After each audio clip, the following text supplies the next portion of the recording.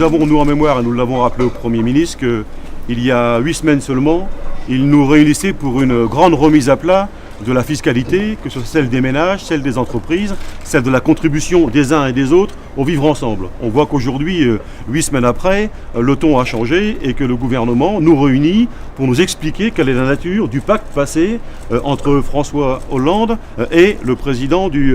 MEDEF. C'est l'annonce qui a été faite par le président de la République le 31 décembre au soir. Forcément, le Premier ministre ne rentre pas encore, à l'heure qu'il est, dans les détails de ce qu'il est convenu de préciser pour qu'on puisse, les uns et les autres, nous prononcer de manière claire et précise sur les engagements et la contribution des uns et des autres. Il apparaît toutefois qu'aucune contrepartie n'est aujourd'hui inscrite entre le président de la République et le MEDEF pour justifier les 30 milliards, les nouveaux 30 milliards d'euros d'aide aux entreprises. Je rappelle que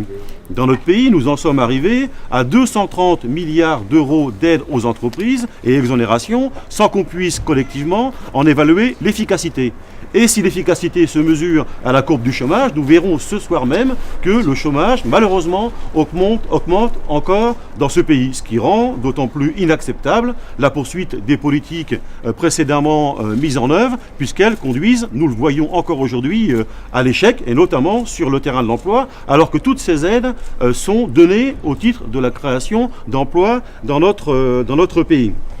Aucun engagement, je l'ai dit, de la part du patronat qui doit aujourd'hui confirmer le volume total d'emplois dont il annonce. Vous avez remarqué d'ailleurs comme moi qu'on parle d'1 million d'emplois, mais on ne sait pas si c'est 1 million d'emplois supplémentaires aux millions d'emplois qui se créent naturellement dans notre pays tous les 5 ans. Donc on verra ce soir si Pierre Gattaz, en sortant d'ici, nous dira que le chiffre c'est 2 millions ou est-ce que c'est 1 million. Si c'est 1 million, cela veut dire qu'il n'y aura aucune création d'emplois due au transfert de charges et à l'abaissement du coût du travail qu'il a souhaité auprès du président de la République. Mais Pierre Gattaz Enfin, dernier élément que je ne peux passer sous silence, c'est le transfert des cotisations des entreprises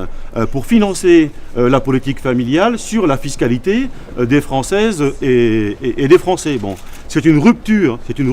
historique avec les fondements même de la sécurité sociale. Et nous avons rappelé